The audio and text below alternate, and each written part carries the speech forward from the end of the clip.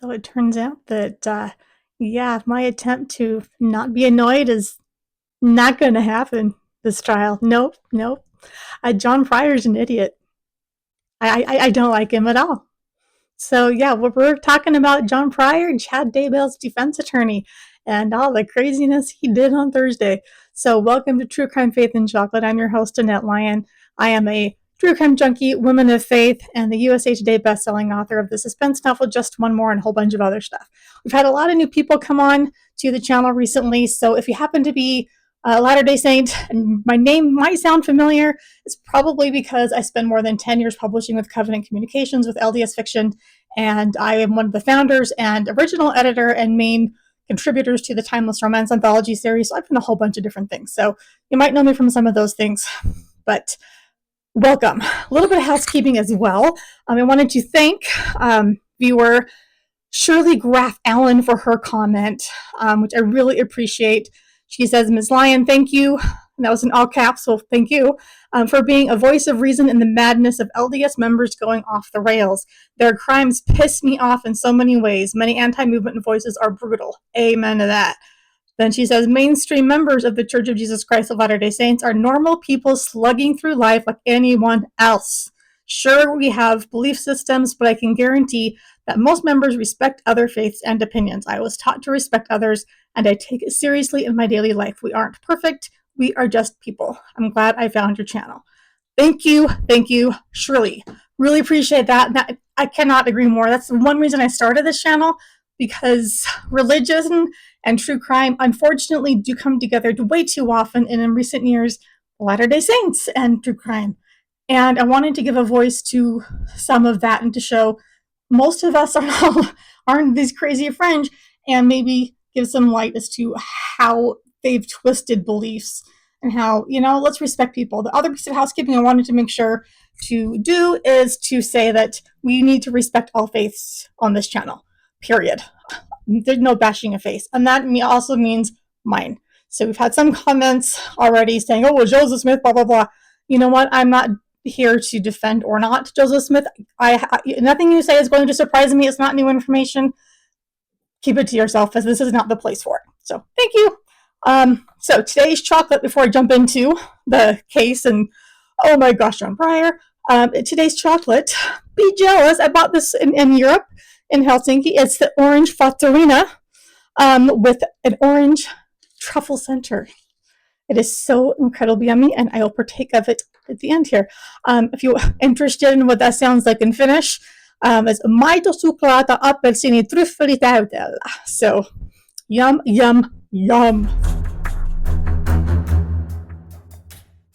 Thursday, day 2 of the trial, and Detective Hermosillo was on the stand the entire day.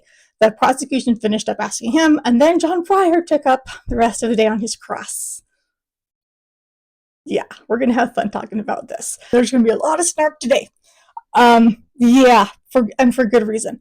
So I won't go into a ton of detail about the prosecution's questioning of Detective Hermosillo, because some of it was kind of summarizing and recapping what had happened the day before, and then continuing on, which is basically the excavation of the bodies of JJ and Tylee. And the descriptions are horrific. They show the pictures apparently to the jury, not to the public.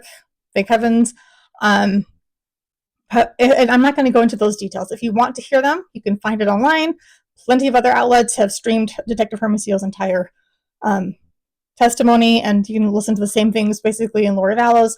But it's bad. It's just bad. I will say, it was interesting to see from East Idaho News, Nate Eden put up a couple of images that they had taken with their helicopter of the Daybell property when they were doing some of the digging. So it kind of gave me a better idea of just the layout. So I'll show that here. So we've got first JJ was found first. His body was found first in the area near the pond and a tree. And it was the pond, they called it the pond, but it had no water in it at the time. And that's the area where Detective Hermosillo saw Chad on the phone with Lori, looking over his shoulder, worried, and saying they're searching their property. And so they found his body first, and then they went and noticed another depression area that looked did like it had been disturbed. And then they found Tylee closer to the fire pit. So that's the layout. You can see it there in the two little diagrams. I've circled those and labeled those spots. That's helpful for you. It was helpful for me. So they actually have these kinds of maps supposedly displayed on the projector when you're watching the live stream, but they are completely illegible through the stream. I'm sure you can see them in court, but I actually even went, I'm watching on my phone, I can't see it, go to my laptop, can't make it out. Finally went to my biggest TV we have in the house. It's still as blurry as all, and it doesn't, you can't see it on the stream. So that's why I went to East Idaho News. Hopefully that's helpful. So moving on to John Pryor's cross. So here's the thing. He is really trying the judge's patience on a lot of things. And for good reason. This man, holy crap. There would be an objection from the prosecution for whatever, whether, hearsay, leading the evidence, or leading the witness, or argumentative. Usually it was argumentative. That happened a lot. But oftentimes, like again, two or three times at least, the prosecution would say objection. And then John Pryor, not even kidding, would jump in and start trying to like rephrase the question or whatever. And the judge had to say, Mr. Pryor, there's been an objection. I need to rule on it. You need to stop talking. It's like, that's how objections work in court. If there's an objection, silence. The judge speaks at that point, period. And it's after lunch, or one of the breaks anyway, Pryor comes back and goes, well, yeah, the judge is kind of on my case. I'm like, yeah, you think? Idiot. Okay, and then he also did something. I didn't realize just how bad this particular one was until I just happened to hear another podcast. It was actually a lawyer talking to some screenwriters. I could pass along the episode if anyone's interested. But he was saying that something that writers often get wrong when they're doing court scenes is having a lawyer refer to the judge as judge. That is incredibly offensive and disrespectful. You refer to the judge as your honor, or you say the court. With the court like this, that, and the other, with this exhibit, or your honor. Blah, blah, blah. And here's the thing. Pryor is constantly saying judge. And now that I know that's like bad news, bad court etiquette, my hackles go up every time when I'm like, oh, the judge is not going to be happy with that. Judge Boyce is going to it's going to be nails on a chalkboard for him. And so oftentimes I'm streaming it on my phone with the video, but not much is happening video-wise. It's have three different screens and little tiny heads, and it's whatever. So I'm often like doing laundry or dishes or whatever else as I'm listening. And if I ever I'm unsure if it's a Rob Wood talking or is it John Pryor talking, I just have to wait a minute to see if he says your honor or judge. And then I'm like, judge, that's Pryor. That's Pryor talking. And it's sad that that's such a giveaway, but there you go, because John Pryor's an idiot. I think this is where it was. There's so many ridiculous things that Pryor said. So I think this is the particular objection. But he was bringing up how Lori's brother Alex had assaulted Joe Ryan. So there's a lot of characters in the story for those who aren't as familiar and haven't been following it for 40 and a half years like I have. Joe Ryan was Lori's third husband, Tylee's father, and he was assaulted by her brother Alex with a taser in the privates, and he spent time in jail for that, or prison. I don't know. I can't remember how long it was, but he spent time for assaulting his brother-in-law. Joe Ryan was found dead after a few days after he died. At the time, his body had decomposed enough. They thought it was probably a heart attack or some other natural causes. Now, with everything else going on, with Charles having been murdered, and Tammy and Tylee and JJ, all these other things, Charles being husband number 4, there's a push to get that his death reopened and investigated, that he might have been one of their other murder victims earlier. But so Pryor brings that situation up, and he says, is there a possibility that Chad knew Lori when Joe Ryan was assaulted by her brother? Number 1, no. Number 2, what does that have to do with anything? So the prosecution said, objection, relevance, or he said beyond the scope is what they said. And the Judge Boyce literally goes, we're way beyond the scope. I laughed so hard. Like, we're way beyond the scope. I'm like, yep, we are. Another really disrespectful thing he did. So when Pryor first gets up to begin his cross. He looks at Detective Hermosillo and he says, "How would you like me to address you? As officer or lieutenant?" And he says, "Lieutenant is fine." He goes, "Okay, lieutenant." And then he goes in, and then toward the end of the day, when he's saying all these things that are just completely irrelevant, especially on a cross examination, not a direct, but a cross, then finally the judge was like, "This is, again, beyond the scope for a cross." And so he goes, okay, I'll save some of these things for when I bring him back to the stand. So when I call the officer back, he doesn't say you, he doesn't say lieutenant, he doesn't say Detective Hermosillo, he says the officer. When he specifically said, "Please call me lieutenant." I'm like, is he intending to be disrespectful? Because you're an idiot. You're just being rude left and right and center. I just was blown away. So one other big thing that just really annoyed me, because I'm just so annoyed. Pryor's just pissing me off so bad. There were several times where there were like objections, or people were like, Detective Hermosillo would say, "Could you clarify? I'm not sure what you mean by that," because the question was just so off in left field that made no sense. So Pryor literally said, "Okay, I'll slow down." And I wanted to just yell through the screen, "Going fast is not the problem, dude. Being off in left field is the problem. No one here is thinking you're going too fast for them. You're not that smart." But okay. Literally, one of the questions he asked was, or he prefaced it by saying, "This is just a question. I'm just curious."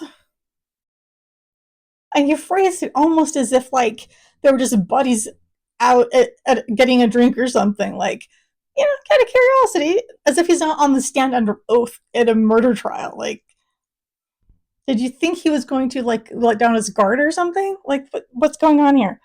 And then he would ask things that kind of hinted that Hermosillo had done shoddy police work. He would like say things like, "Oh, so when you came and you showed up and were talking to Alex and Chad and this and that, and like, why weren't you recording it on your body cam?" And he said, "I'm a detective, not a patrol officer. I don't wear a body cam." And he goes, "Well, when 4 officers show up on this," and he's like, "No, there were only 2. This was a welfare check. The 4 officers was later." He goes, "Well, why didn't you record that?" He goes, "We did." "Oh." And then he goes back to when it was just him and another guy. He goes, "Well, did you have a phone with you?" And he goes, "You mean my personal cell phone?" He goes, "Yeah." He goes, "I leave that in my work vehicle." And he says, "Well, does it have the capability to record and take video?" He goes, "Yes." "Well, why didn't you?" He goes, "Again, it's my personal device in my work vehicle. That's not part of our policy." And we record everything and every interview that's at the department, and we recorded the next thing that happened. But like a welfare check, you don't usually record. That's not our policy. And just things like that were just. And he would say things like, "Well, did you take the initiative to look at flight records, or did you personally go over cell phone data?" And Hermosillo would say, "No." And here's the thing, that's not shoddy work, because that's not his expertise. That's not his job. There are a team of people who have worked on this case for years, and having watched the Lori Vallow Daybell case, there are experts who went through all of the data, and I'm sure it will be brought into evidence. And Pryor watched Lori's entire trial. He knows this. So I don't know what he's thinking, like trying to plant seeds of doubt in the jury about things like that. But shoddy police work, like, I'm sorry, this is not Mark Furman we're talking about. Get a clue. Oh, so Chad wasn't fleeing. He had a planned vacation to Knott's Berry Farm. And Hermosillo said, "I have no idea if the trip was planned. All I know was that his cell phone was at this area on this date with Lori and some of his children," or whatever it was. I can't speculate on his motives. Then there was the quote-unquote paintball gun incident.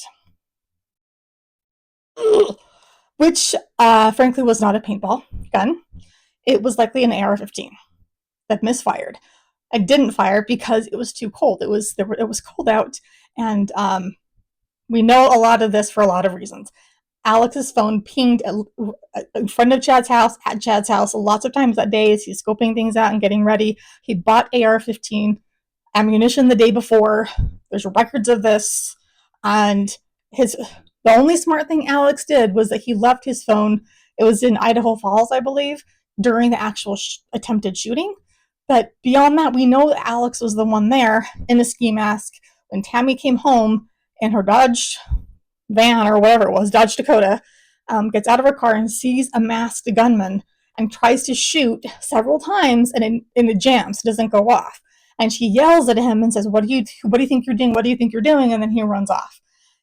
You can imagine she eventually calls 911, and so does her son-in-law, who lives kitty corner across the street. She, on the 911 call, she says her husband's in the house. So you can imagine once the shooter, who we know was Alex, ran off, she probably ran into the house and was like, honey, oh my gosh, this thing just happened. And I am sure Chad was like, wait, you're not dead? Alex didn't manage to kill you? Crap. So he's like, oh, honey, I'm sure it wasn't a rifle. It wasn't a real, I'm sure it was just a paintball gun.